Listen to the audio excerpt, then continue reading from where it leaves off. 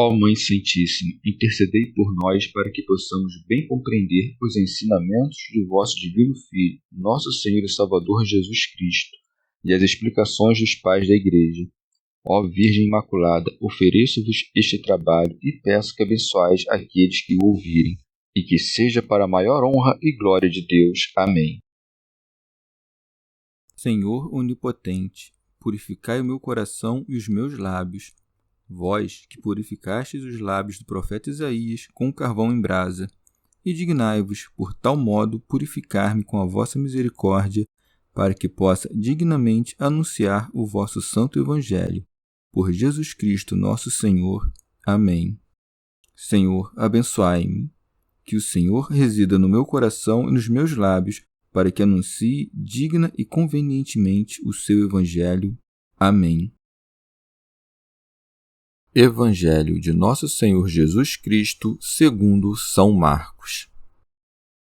Cura do homem com a mão atrofiada. Jesus entrou de novo na sinagoga, e estava ali um homem com uma das mãos atrofiada.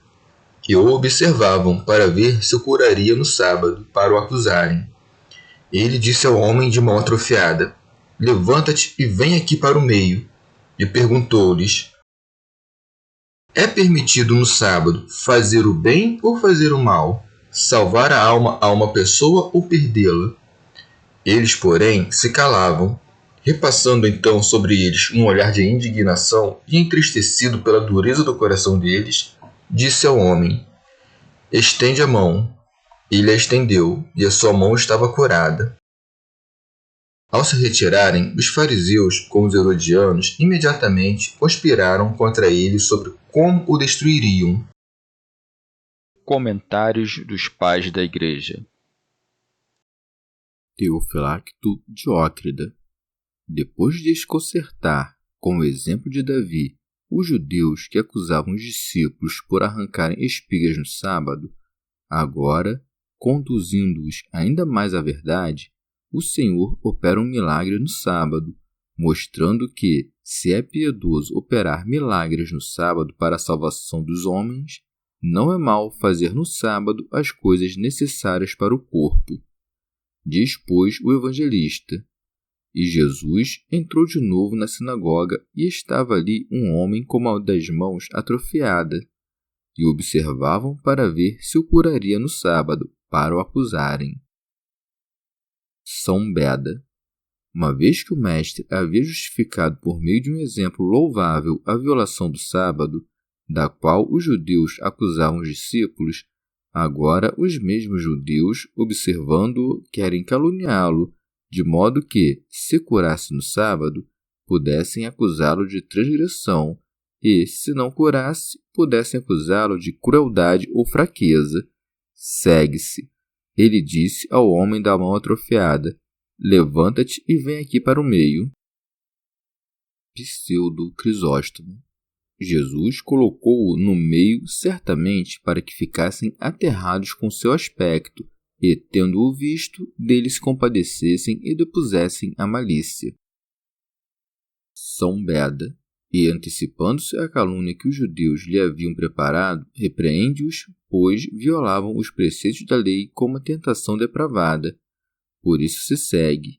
E perguntou-lhes: É permitido no sábado fazer o bem ou fazer o mal?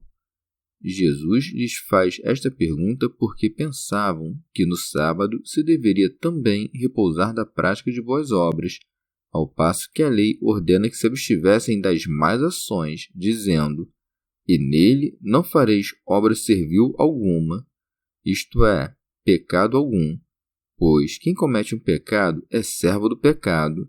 Do mesmo modo, aquilo que havia dito antecipadamente: salvar a alma a uma pessoa ou perdê-la, isto é, curar ou não um homem, não porque Deus, sumamente bom, possa ser o autor de nossa perdição, mas porque, quando ele não salva, a Escritura costumeiramente diz que ele perde.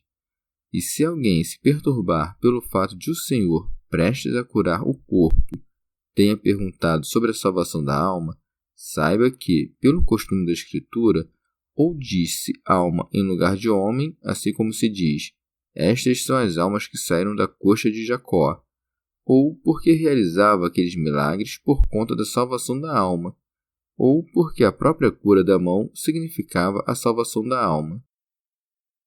Santo Agostinho. Mas isto pode causar perturbação.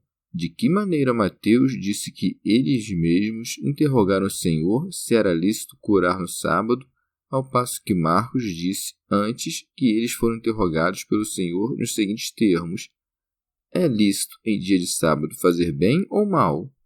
Deve-se, pois, compreender que, primeiramente, eles interrogaram o Senhor, perguntando se era lícito curar ao sábado, e em seguida, por ter compreendido os pensamentos deles, que buscavam uma brecha para acusá-lo, o Senhor colocou no meio aquele que iria curar e indagou o que Marcos e Lucas recordam.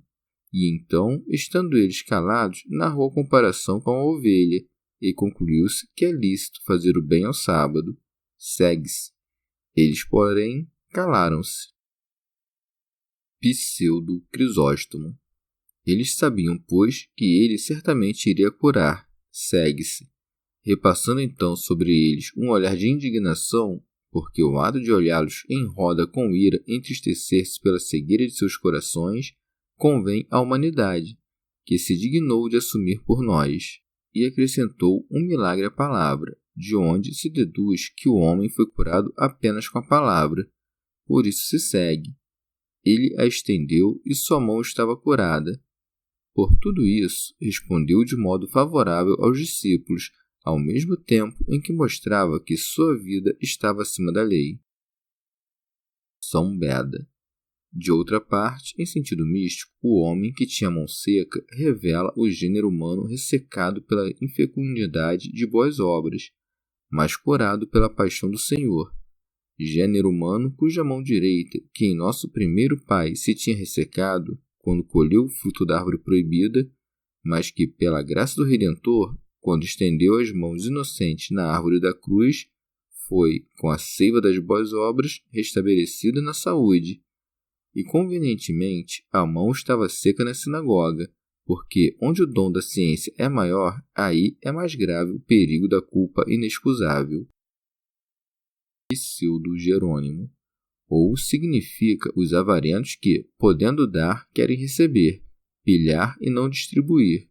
A eles é dito que estendam suas mãos, isto é, que aquele que furtava não furte mais, mas antes ocupe-se trabalhando com suas mãos em qualquer coisa honesta, a fim de ter o que dar ao que está em necessidade. Teofilacto Diócrida.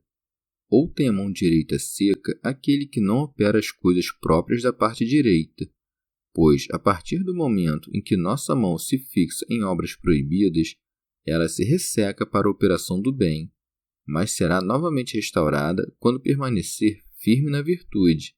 É por isso que Cristo diz: levanta-te, isto é, dos pecados, e fica de pé no meio, e não se alonga nem de modo reduzido nem superabundante. São Beda. Os fariseus, reputando como crime o fato de que, imediatamente após uma palavra do Senhor, aquele que definhava estendeu incólume sua mão direita, entraram em conselho sobre as palavras do Salvador.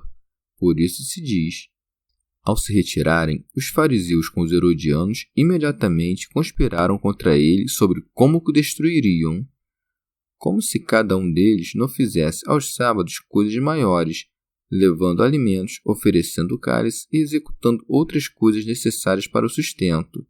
E com efeito, de que modo aquele que disse uma palavra e foi feito podia ser acusado de trabalhar no sábado?